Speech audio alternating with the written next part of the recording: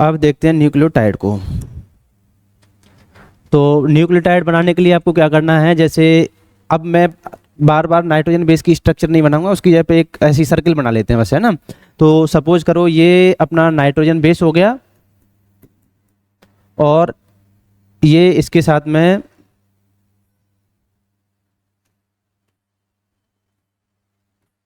Sugar हो गई।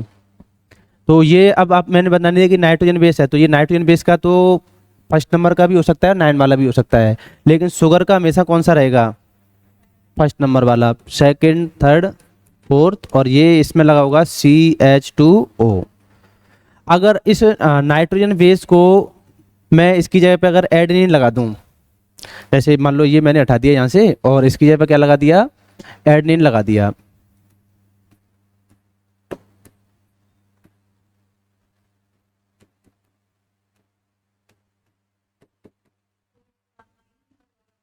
हाँ ये 9 नंबर वाला हो जाएगा मान लो ये, ठीक है। तो इन दोनों के बीच में ये ग्लाइकोसिडिक बॉन्ड बना है।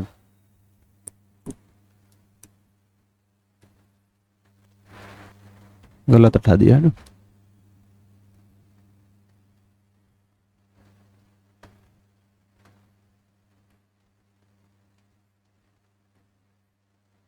अब इसको हटा देते हैं यहाँ से। तो इसकी जगह पे हमने मान लो लगा दिया क्या, नाइट्रोजन, ये ठीक है, ये बन गया आपका, ये तो एडेनिन था और ये राइबो शुगर थी, ये ग्लाइकोसिडिक बॉन्ड बन गया। और अब इस पूरी स्ट्रक्चर को क्या नाम दें हम, ये न्यूक्लियोसाइड है अभी भी, और इस पूरी स्ट्रक्चर को नाम क्या देंगे वैसे, एडिनोसिन ट्राइफॉस्फेट या केवल एडिनोसिन। ये एडेनिन था, ऊपर वाला क्या था, एडेनिन, और जब राइबो शुगर मिल गई एडेनिन के साथ में तो इस पूरे का नाम क्या हो गया, एडिनोसिन, ठीक है। ये एक न्यूक्लियोसाइड है। अब हम इसको न्यूक्लियोटाइड में चेंज करेंगे। तो न्यूक्लियोटाइड में चेंज करने के लिए यहाँ पर जो आपको ये CH2OH दिख रहा है ना, 5 नंबर वाला कार्बन, इसके साथ में हमें फॉस्फेट अटैच करना है। तो फॉस्फेट अटैच करने के लिए जैसे ये मैंने बना दिया फॉस्फेट,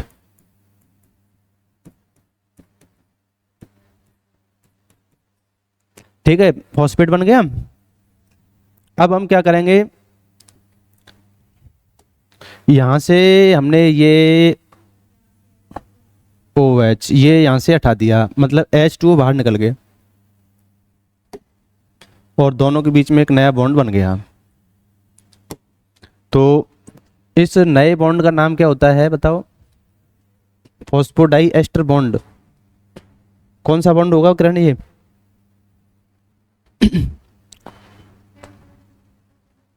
कौन सा होगा, पेप्टाइड बॉन्ड। पेप्टाइड तो प्रोटीन में मिलता है, तो ये कौन सा बॉन्ड होगा, फॉस्फोडाइएस्टर बॉन्ड, ठीक है। तो चलो और देखते हैं ना, ये बॉन्ड जो होता है ये होता है फॉस्फो मोनोएस्टर बॉन्ड। डाई कहां पर बनेगा बताओ, ये या तो फॉस्फो एस्टर बॉन्ड है या फॉस्फो मोनोएस्टर बॉन्ड है, ठीक है। फिर अभी एक फॉस्फेट को और ले आते हैं। अभी इसका नाम अगर इतने का नाम आपको देखना हो ना, यहाँ से लेके यहाँ तक, तो इसको हम बोलते हैं AMP, एडिनोसिन मोनोफॉस्फेट। एक फॉस्फेट अटैच हो गया तो एडिनोसिन मोनोफॉस्फेट बन गया।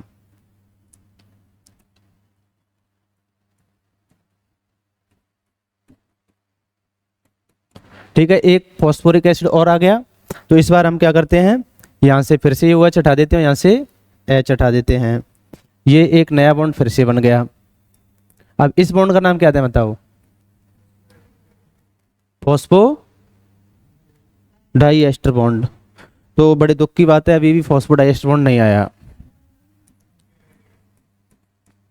ये कौन सा बॉन्ड है, फॉस्फो एन हाइड्राइड बॉन्ड।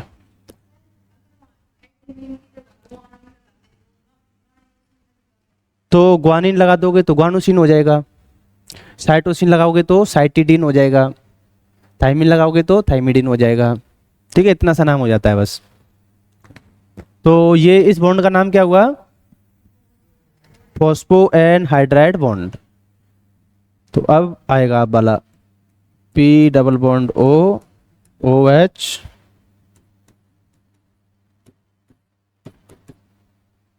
हाँ ये हो गया। अब हम क्या करेंगे, यहाँ से इस ओ एच को हटाओ, यहाँ से एच को हटाओ, फिर ये एक बॉन्ड बन जाएगा ना नया। तो अब क्या नाम होगा इस बॉन्ड का बताओ? हाँ बताओ क्या होगा? फॉस्फो डाई एस्टर होगा या मोनो एस्टर होगा बताओ अब?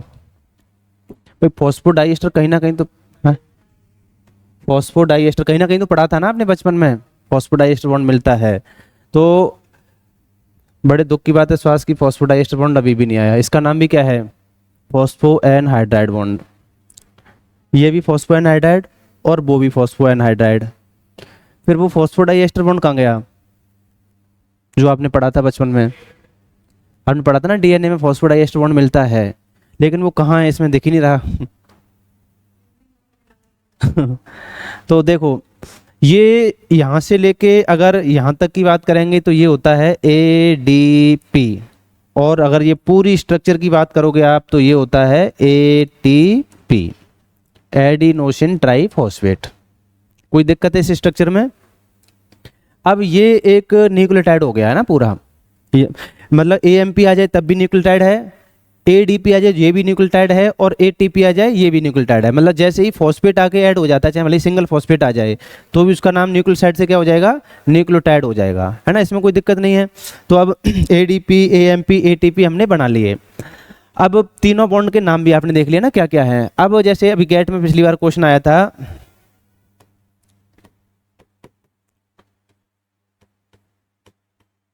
विच bond not found in ATP, मतलब यहाँ तो ATP आ जाए या न्यूक्लियोटाइड आ जाए ना, बात एक ही है। तो कौन सा बॉन्ड नहीं मिलेगा? तो फर्स्ट ऑप्शन है आपका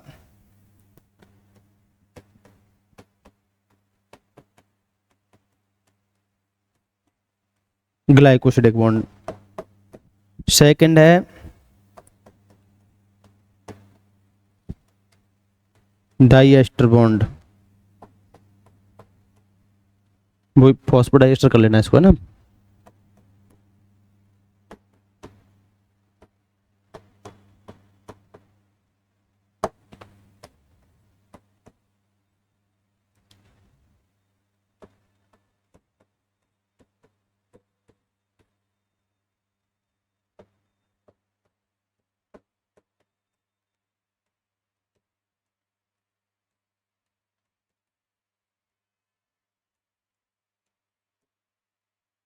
क्या होगा आंसर बताओ?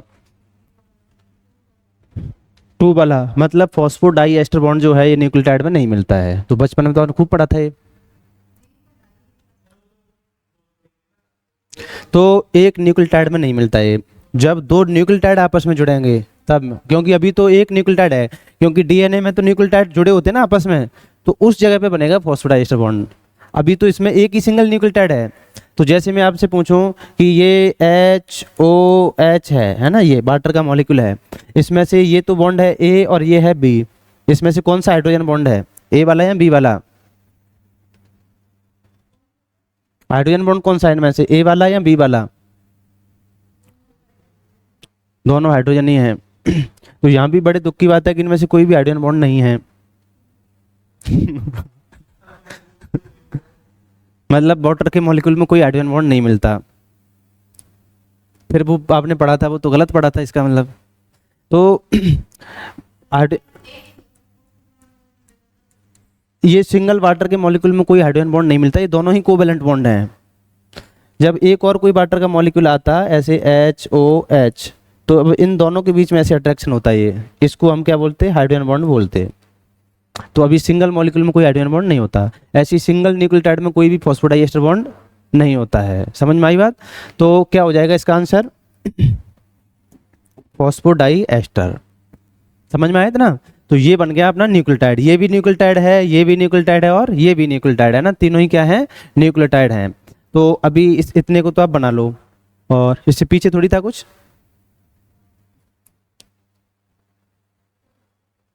था ये तो बना लिया था ना पहले, ये भी बना लिया था, ये बनाना है आपको, ये बनाओ।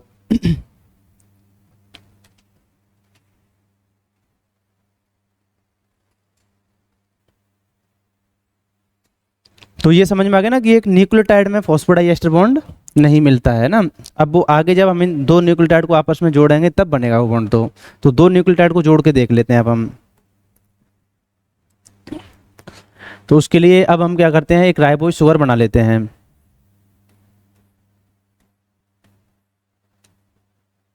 और इसके साथ में CH2O, PO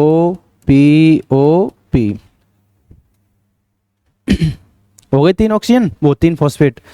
ये double bond O, double bond O, double bond O, OH, OH, OH और OH। अब देखो ये भी राइबोज शुगर हो गई, इसके साथ में 3 फॉस्फेट हो गए, और इसके साथ में यहाँ पर कोई नाइट्रोजन बेस जुड़ा होगा, जैसे मैंने मान लो एडेनिन जोड़ दिया यहाँ पर, तो इसका नाम हो जाएगा ATP। 2 प्राइम पे नहीं लगाते हम, 3 प्राइम पे लगाते हैं ना ऑक्सीजन। ठीक है, आ गया समझ में। ये ATP हो गया। अभी आपसे पूछा जाए कि एक ATP के ऊपर चार्ज क्या होगा, ये ATP है जो दिख रही है ये आपको। अच्छा किरण, जो ATP होती है वो RNA का न्यूक्लियोटाइड होता है या DNA का? हाँ DNA का। फिर तो RNA बुरा मान जाएगा ऐसे, तो RNA बुरा मान जाएगा ऐसे। तो जो ATP होता है वो RNA का न्यूक्लियोटाइड है। ये जो दिख रहा है आपको, ये RNA का या DNA का? ये देखो, अगर DNA का होता तो यहाँ पे क्या होता,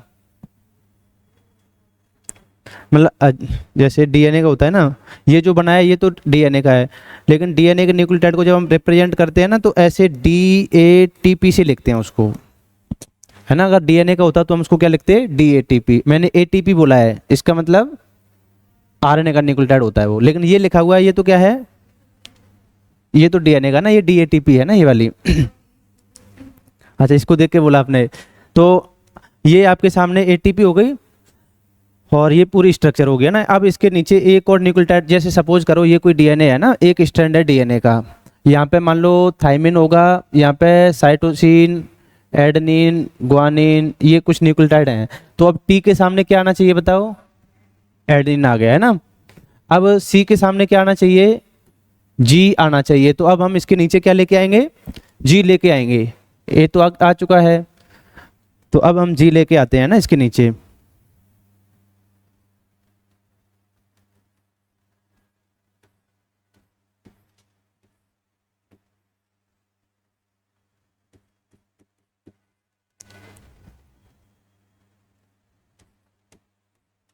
अब इसके ऊपर आपको कोई पूछे कि इसके ऊपर नेट चार्ज क्या है, तो क्या बताओगे तुम? हाँ DNA के ऊपर, मतलब ये ATP के ऊपर। तो देखो ये आपको बताया ना, ये फॉस्फोरिक एसिड होता है। तो साइटोप्लाज्मिक pH होती है 7 के लगभग, साइटोप्लाज्म की न्यूक्लियस की भी लगभग इतनी होती है। तो pH 7 पर ये H+ को रिलीज कर देता है।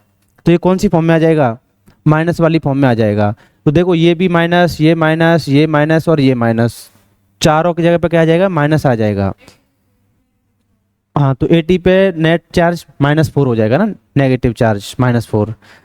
ठीक है, तो DNA हम बोलते हैं ना कि नेगेटिव होता है, वो इस फॉस्फेट की वजह से ही होता है। इस फॉस्फेट पे जो ऑक्सीजन अटैच होता है उस पर कौन सा चार्ज होता है, नेगेटिव चार्ज होता है। तो इस वजह से DNA RNA क्या होते हैं, नेगेटिव होते हैं। CH2O PO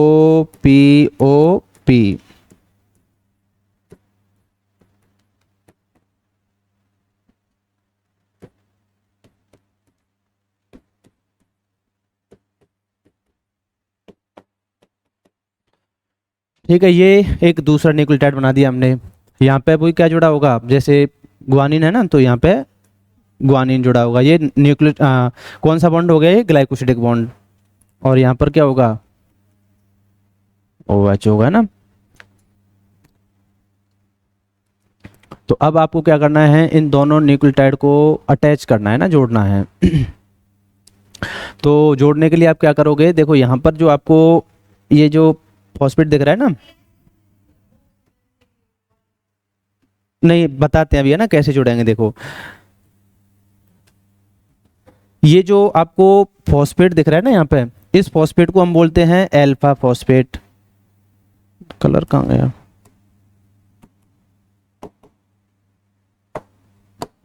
इस फॉस्फेट को क्या बोलते हैं हम?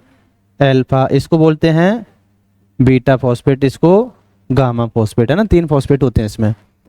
तो अभी देखो होता क्या है कि ये जो फॉस्फेट और ऑक्सीजन है ना, दोनों इनके बीच में ये डबल बॉन्ड है। तो इसमें से जो फॉस्फेट और ऑक्सीजन के बीच में जो बॉन्ड है, इसमें ऑक्सीजन की इलेक्ट्रोनेगेटिविटी ज़्यादा होती है। तो ज़्यादा होने की वजह से ये क्या करता है, वैसे कोई भी बॉन्ड बनता है, जैसे मान लो इन हाइड्रोजन और हाइड्रोजन के बीच में कोई बॉन्ड बने, तो इस बॉन्ड के जो इलेक्ट्रॉन होते हैं ना, उन इलेक्ट्रॉन्स पर दोनों का बराबर अधिकार होता है। लेकिन अगर यही हाइड्रोजन ऑक्सीजन के साथ में बॉन्ड बनाएगा, तो अब यहाँ पर शुरुआत में जो एग्रीमेंट होता है उसमें तो ये बोलते हैं कि हम दोनों का अधिकार बराबर रहेगा। लेकिन इस ऑक्सीजन के मन में लालच आ जाता है बाद में, बॉन्ड बनने के बाद में, तो ये उस बॉन्ड के इलेक्ट्रॉन को अपनी तरफ खींच लेता है। ये इलेक्ट्रॉन आकर्षी ग्रुप है ना ऑक्सीजन, इलेक्ट्रोनेगेटिविटी ज़्यादा होती है इसकी। तो इस वजह से इस ऑक्सीजन के ऊपर पार्शियल नेगेटिव चार्ज आ जाता है और इसके ऊपर पार्शियल पॉजिटिव चार्ज आ जाता है। मतलब जहाँ भी कोई हाईली इलेक्ट्रोनेगेटिव एटम रहेगा, वो बॉन्ड के इलेक्ट्रॉन को अपनी तरफ खींच लेता है, तो उस पर पार्शियल नेगेटिव चार्ज और दूसरे पे पार्शियल पॉजिटिव चार्ज आ जाता है। तो वही कंडीशन यहाँ पर होती है। इस फॉस्फेट और ऑक्सीजन में किसके ऊपर आएगा पार्शियल चार्ज, बताओ? नेगेटिव। ऑक्सीजन के ऊपर, है ना। ऑक्सीजन की इलेक्ट्रोनेगेटिविटी फॉस्फेट के कंपैरिजन में ज़्यादा है। तो अब शुरू में तो इसके ऊपर पार्शियल नेगेटिव चार्ज आता है, लेकिन फॉस्फेट फिर भी कुछ नहीं बोलता इससे। बॉन्ड के इलेक्ट्रॉन को अपनी तरफ खींच लिया, लेकिन फॉस्फेट ने फिर भी कुछ नहीं बोला। फिर इसके मन में और लालच आया कि ये तो कुछ बोलता ही नहीं है, सीधा साधा आदमी है। तो इसने क्या किया, फिर इस बॉन्ड को जो है ना, इस बॉन्ड को परमानेंट ब्रेक ही कर दिया। फिर इसने पहले तो बॉन्ड के इलेक्ट्रॉन को खींचा था अपनी ओर, फिर उसमें से एक बॉन्ड को ब्रेक ही कर लिया और इसके इलेक्ट्रॉन को अपने पास में रख लिया। तो इस पे तो माइनस चार्ज आ जाएगा ऐसे, है ना। लेकिन फॉस्फेट पे कौन सा चार्ज आ जाएगा थोड़ी देर के लिए? पॉजिटिव चार्ज आ जाएगा भी, है ना। तो अब इस कंडीशन में होगा क्या कि ये जो है बात मार्केट में पता लगी किसको? इस ऑक्सीजन को। 3 प्राइम पे जो ऑक्सीजन है ना, इसको। तो इसको जब पता लगी कि अभी फॉस्फेट जो सिंगल हो गया ना, तो अब क्या करेगा वो? अपने लोन पेयर डोनेट कर देगा फॉस्फेट को, और ये जो ऑक्सीजन है इसका बॉन्ड बन जाएगा इस फॉस्फेट के साथ में। जैसे ही मार्केट में पता लगा किसको? इस ऑक्सीजन को, तो तुरंत अपने लोन पेयर डोनेट कर दिए किसको? फॉस्फेट को। और ये यहाँ से हाइड्रोजन हो जाएगा रिलीज, है ना। इसकी ऑक्सीजन की वैलेंसी कितनी होनी चाहिए? 2। तो 2 कंप्लीट हो गई। तो ये लोन पेयर से तो बॉन्ड बन गया। जो यहाँ पे लोन पेयर थे इनसे तो क्या बन गया? बॉन्ड। इस जो बॉन्ड बना है, इसी बॉन्ड का नाम क्या हुआ? फॉस्फोडाई एस्टर बॉन्ड। तो जो आपको बॉन्ड दिख रहा है ना अभी, इसको मैं शॉर्ट में लिख देता हूँ PDB। PDB का पूरा नाम क्या होगा? फॉस्फोडाई एस्टर बॉन्ड। तो ये 3 प्राइम ऑक्सीजन और 5 प्राइम पे जो फॉस्फेट होता है ना, अल्फा फॉस्फेट, उन दोनों के बीच में बनता है। लेकिन अभी कहानी यहाँ पर ख़त्म हुई नहीं है। अब ये बात मार्केट में पता लगी किसको?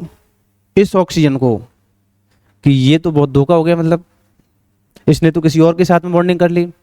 तो अब ये वापस से आएगा फॉस्फेट के साथ में कि जो हुआ वो हुआ, अब मैं माफ़ी मांगता हूँ, आगे से ऐसा नहीं होगा। अब वापस से बॉन्ड बना लेते हैं। तो अब वापस से क्या हुआ? ये जो इलेक्ट्रॉन थे इसके पास में, इन्होंने वापस से क्या कर लिया? बॉन्ड बना लिया। लेकिन आपको पता है तब तक देर हो चुकी है ना। तो अब फॉस्फेट की वैलेंसी कितनी होगी इस कंडीशन में? 6 हो गई। अब एक ज़्यादा हो गई, तब वैलेंसी कितनी रहनी चाहिए इसकी? 5। तो अब एक बॉन्ड को ब्रेक होना ही पड़ेगा किसी ना किसी को, तो एक बॉन्ड को हमको ब्रेक करना पड़ेगा। तो अब इन दोनों की लड़ाई में कोई तीसरा मारा जाएगा। अब यहाँ पर जो आपको ये वाला बॉन्ड दिख रहा है ना, ये वाला,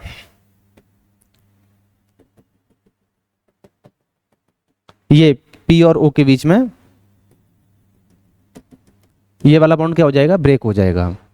तो फॉस्फेट की वैलेंसी फिर से हो जाएगी 5, और ये इतना पार्ट यहाँ से अलग हो जाएगा, बीटा और गामा फॉस्फेट। तो बीटा और गामा फॉस्फेट ये जो अलग हो जाते हैं, इनको तो हम बोलते हैं पायरो फॉस्फेट। और जो नया बॉन्ड बना था उसको क्या नाम दिया हमने? फॉस्फोडाई एस्टर बॉन्ड, तो पीडीबी का नाम हम यहाँ लिख लेते हैं ना, पीडीबी फॉस्फोडाई एस्टर बॉन्ड, ये हो गया आपका फॉस्फोडाई एस्टर बॉन्ड। समझ में आई बात? तो ये थोड़ा मार्केट में ध्यान रखना है इन बातों का, क्योंकि कभी भी कुछ भी हो सकता है ना।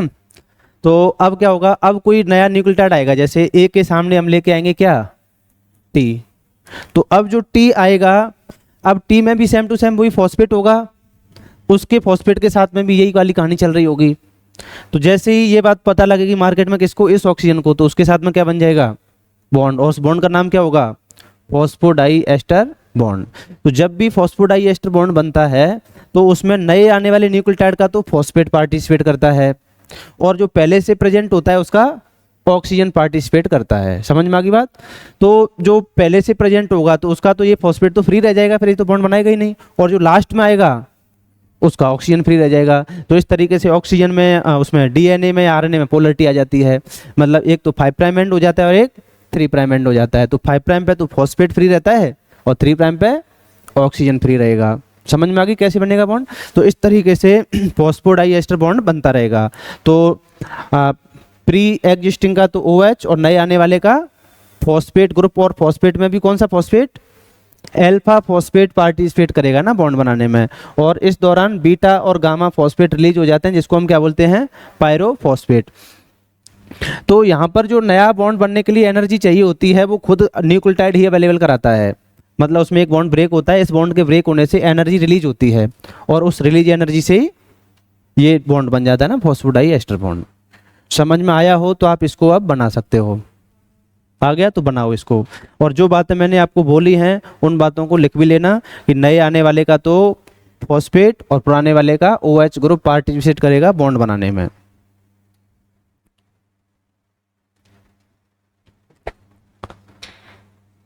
तो अब समझ में आ गया फॉस्फोडाई एस्टर कब जाके बनेगा बॉन्ड, दो न्यूक्लियोटाइड जुड़ेंगे तब जाके बनेगा।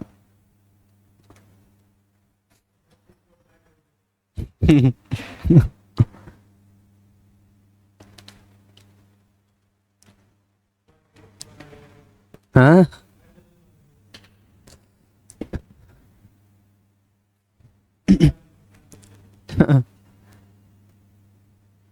सरल आदमी के साथ किया गया छल आपके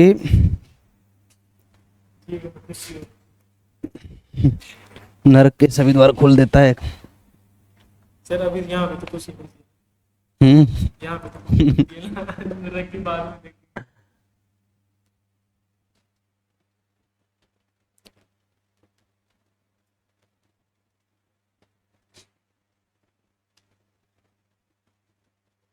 अब क्या करोगे सर, चलेगा?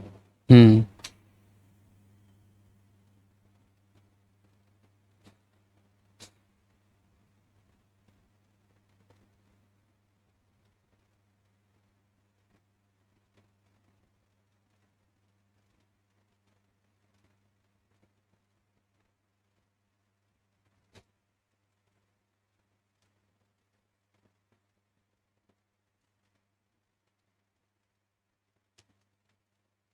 एक वो फिश भी खाओगे नहीं?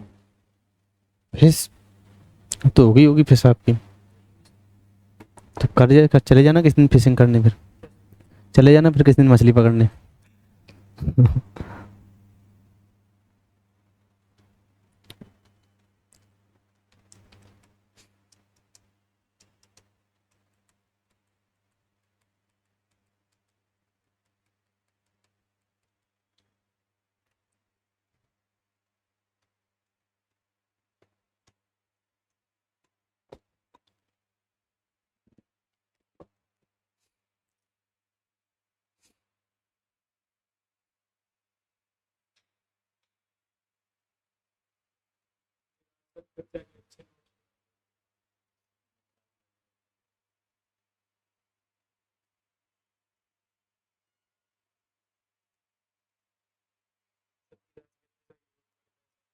हम्म।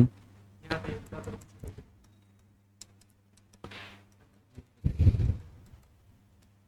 बहुत देर इच्छा नहीं है। कहाँ पर, यूनिवर्सिटी में कितने नंबर आए? कट ऑफ तो ऐसे 73 के लग, कितनी गई? 70। हाँ,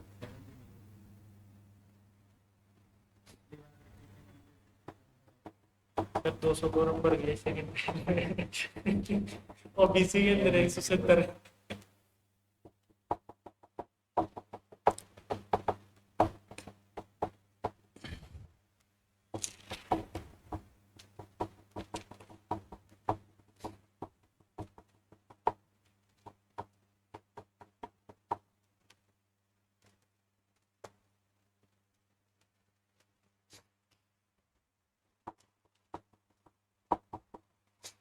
सर वीडियो बनाए नहीं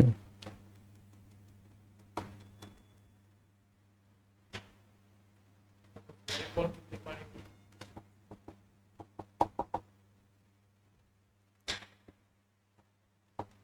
अविनाश को आ जाएगा सर। अविनाश को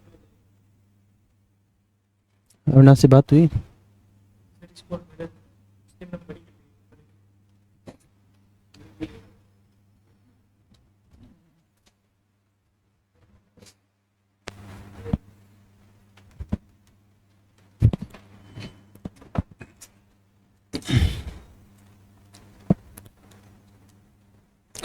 तो कल पढ़ेंगे यहाँ से आगे, है ना? फिर परसों से कर लेते हैं नई यूनिट स्टार्ट। कल तो और आओ, कल तो कुछ और पढ़ लेते हैं ना ऐसे ही बेसिक वाली। परसों से फिर मॉलिक्यूलर बायोलॉजी स्टार्ट कर लेंगे। क्या?